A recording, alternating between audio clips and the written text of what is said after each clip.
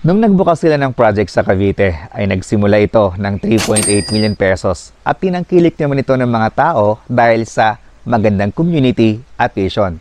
At nag-stop sila ng 5.6 million pesos dahil sold out ito.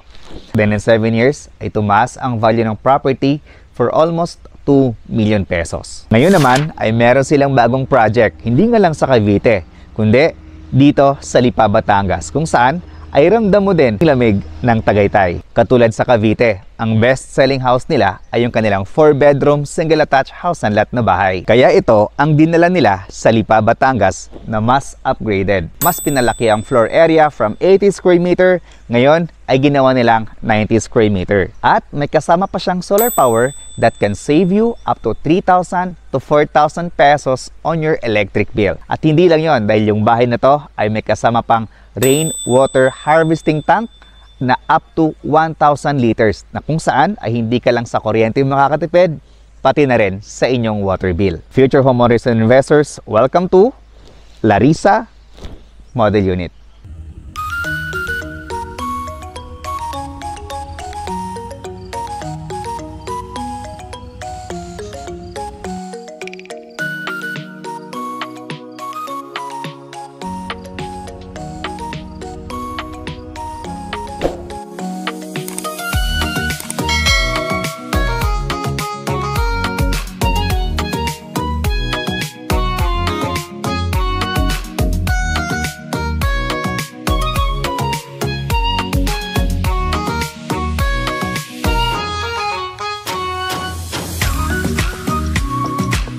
Rog Camacho here, isang licensed real estate broker at andito tayo ngayon sa Barangay Mabini, Lipa, Batangas. This project is perfect for you kung naghahanap kayo ng property within Lipa na malamig yung area. Kung naghahanap kayo ng property within Lipa na isang township community, kung naghahanap kayo ng isang community na merong commercial, residential, at meron din dito mga BPOs center with condominium units, then this project ay para sa'yo. This community has complete amenities with swimming pool, clubhouse, basketball court, and children's playground. Kung paano ito minahal ang taga Cavite, ay for sure, ganun din ang pagmamahal ng mga taga Lipa, Batangas dito sa project na to. Kitang-kita nyo, yung floor to ceiling height niya, wala akong masabi, sobrang taas, malakas yung hangin, malamig yung hangin, kaya napaka-perfect nito sa mga future homeowners and investors natin na nasa ibang bansa naghahanap ng retirement house, ng kanilang investment house dito sa Batangas. For our Larissa Model Unit, it has a minimum let area of square meter and the floor area is 90 square meter. Yung old natin na model unit is 80 square meter. Ito mas pinalaki, mas moderno at sunod tauso. Okay? So for our frontage, we have a minimum wide frontage of 8 meters wide. So magmula dito, ay meron tayong 1, 2, 3, 4, 5, 6, 7, 8 hanggang dito sa poste na to. At ang kagandahan pa dito sa bahay na to, no, ay meron tayong space dito sa front which is ideal for your landscape area. So sa ating mga plantitos and plantitas dyan na mahilig magtanim ng halaman sa harap ng bahay nila, then dito kay Larissa Model Unit ay magagawa pa natin dahil meron tayong extra space sa harap ng bahay. At kung mapapansin niyo, yung facade ng bahay natin, napakasimple. Simple, elegante, yun yung uso ngayon. Okay, pagdating naman dito sa ating parking lot, it can accommodate up to 1 car garage at either pick-up, van, SUV, sedan, ay kasyang-kasya naman hanggang dito. Okay, so dito naman ay meron tayong setback na nasa mga 1 meter more than, tapos meron tayong lanay na kung saan connected ito sa inyong dining area and kitchen area. So once na binuksan mo yung lanay ninyo, makita mo na yung mga tanimong bamboo dito sa gilid. So very relaxing kasi nga meron tayong mga setbacks. So this house is a single attached unit. Meron tayong space doon sa front, meron tayong space dito sa harap, sa likod, at ganun din dito sa gilid. Okay, so dito meron din tayong space na nasa mga 2 meters ito na setback. Kayo na po ang bahala mag-extend nito, mag-maximize nito. The moment po na makalipat kayo, pwede nyo po itong gawing labahan, service area, or ng inyong storage room. Then dito sa side na to, ay mayroon tayo dito. Kung mapapansin niyo, ito yung tangke ng tubig natin. This is total of 1,000 liters. So 500, 500. So malaking savings na rin ito sa inyong water bill pag once na napuno ito ng tubig ulan. So pwede nyo gamitin pandilig ng inyong halaman, pwede nyo gamitin para pagbuhos ng inyong CR, pwede nyo gamitin para sa paglinis ng bahay. Okay? So ito, kasama na rin ito sa turnover natin. Okay, pasok tayo sa loob. This house has 4 bedrooms, 2 toilet and bath, and 1 car garage. So yung entrance ng bahay natin ay dito. Para sa ating main door, this is made of solid wood.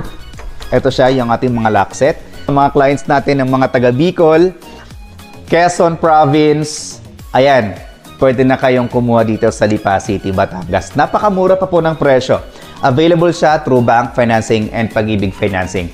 So later ay sasabihin ko po sa inyo kung magkano yung total contract price. So sa ngayon, house tour po muna tayo. Ito yung space natin para sa ating living area. Tapos dito, pwede natin ditong ilagay yung ating TV sa side na to.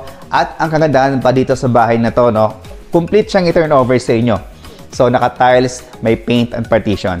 Sa tiles na turnover nila, ay 60 by 60 na ceramic tiles, non-skid ceramic tiles. Tapos, meron din tayong isang klaseng turnover na hindi kasama yung tiles. Let's say, for example, Rog, ayaw namin ng ganitong klaseng tiles. Gusto namin yung white o gusto namin ng mas dark pa dyan.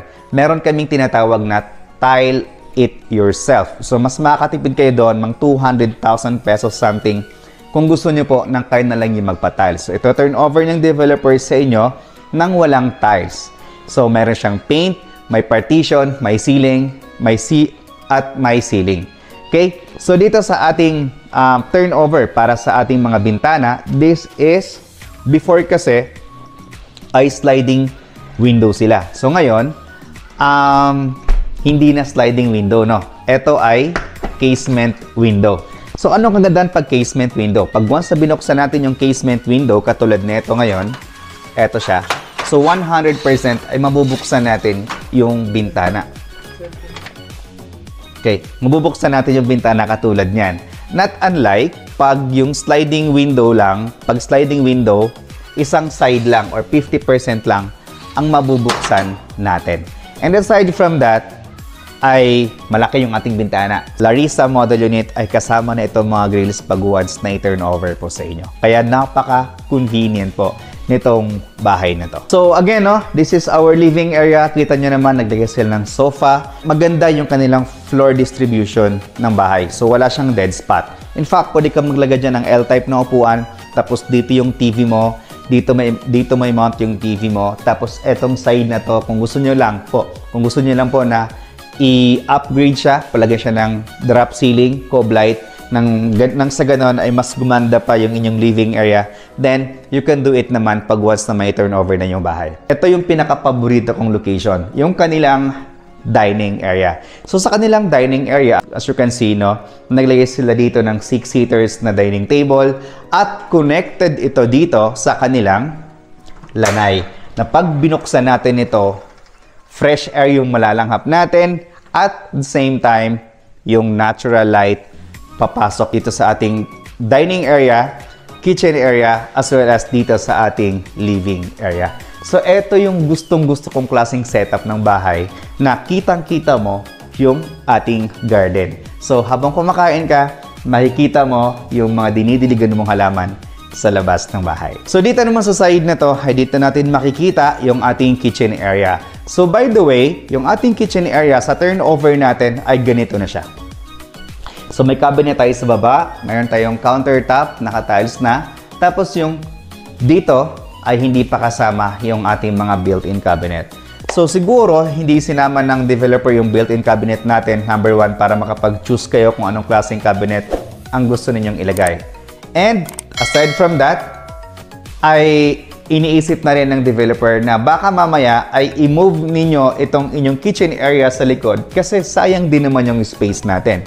So, maaring ito ay magiging counter nyo na lang ito.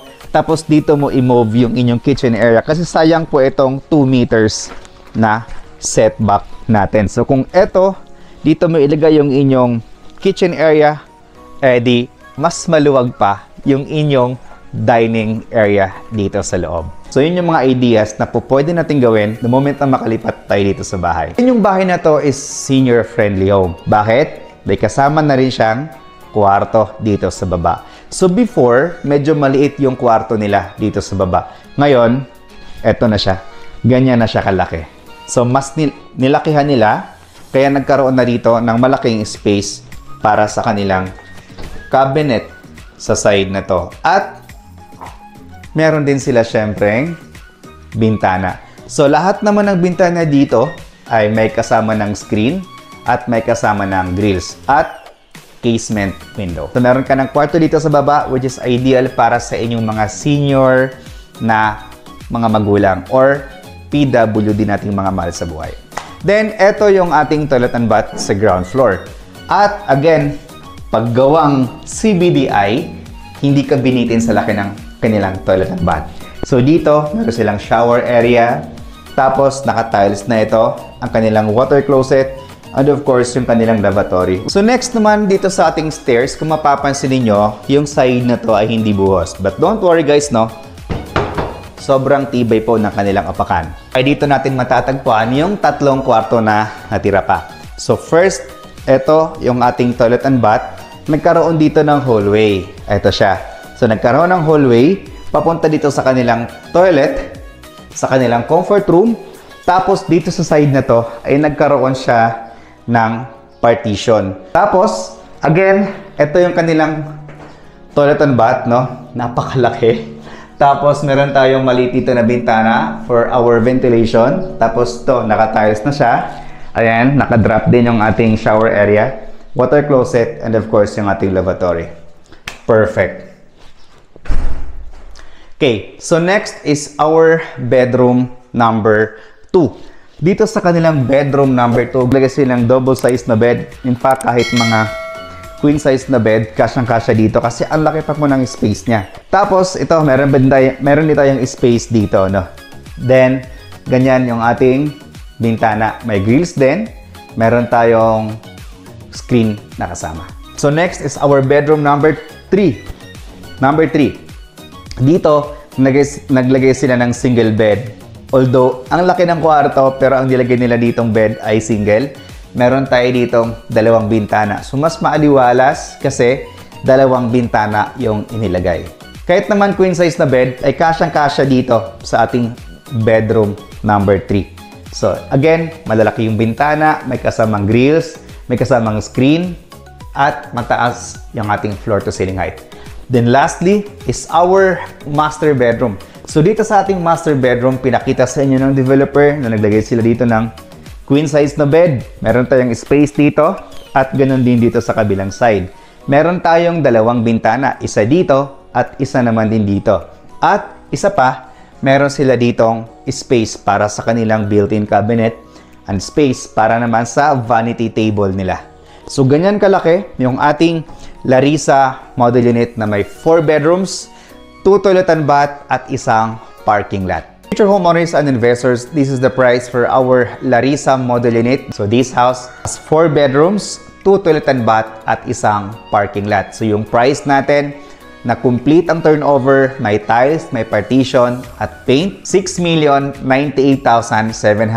pesos. Then yung kanyang down payment through bank financing ay 10% lang, which is amounting to 609,875. Bawasan natin ng reservation fee na 30,000 pesos at yung matitira ay pwede pa nating i-divide ng 12 months up to 18 months nang walang interest. For 18 months, 32,215. Then yung balance natin na 90%, loanable naman ito through bank financing. But don't worry kasi ang developer na rin mismo ang magpa-process ng inyong loan through bank financing. Then yung ating balance na 90%, for 20 years ay 44,218 per month. Then yung required income para maka-avail dito ay 147,000 per month. Pwedeng combined salary ng inyong asawa, ng inyong anak, or ng inyong kapatid. More details about this project, trippings and reservation, please dial this number na ipa-flash namin sa screen. Again, this is Rog Camacho, your licensed real estate broker. Thank you so much for watching and God bless.